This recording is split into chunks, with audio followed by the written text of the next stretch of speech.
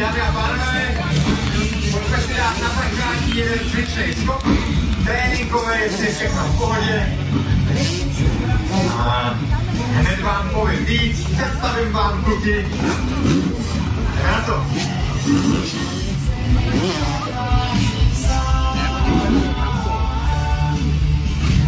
Tak, nastaveno, připraveno.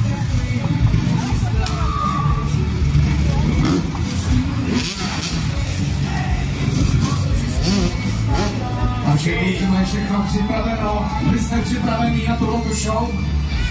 Není vás slyšet.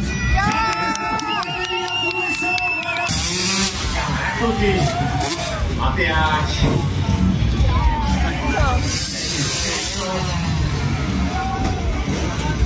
A na závěr Kuba.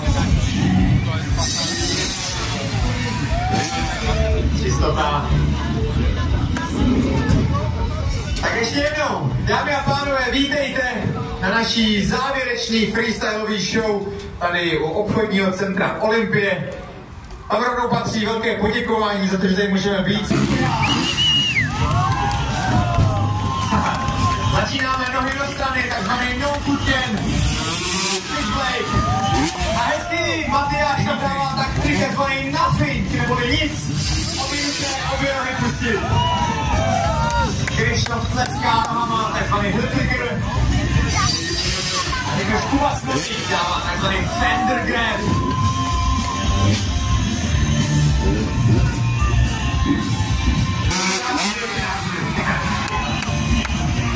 Matyáš, no foot can. Obě nohy do strany. Krištof, hezky. Oldschoolovka, ale super trik, takzvaný neck-neck. Smolík, no hands outside, pustil řídítka, je tak mám pod sebem takový ty řídíky. Ty právě slouží na to, když se chytnu pod tím sedlem, abych se dokázal natáhnout za to podatku. Hezký candy bar, když to předtím tam dával Matyáš tu placku, takzvaný whip.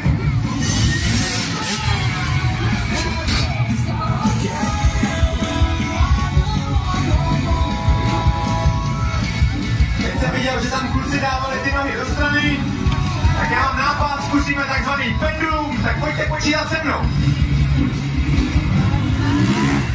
1, 2, 3, 4,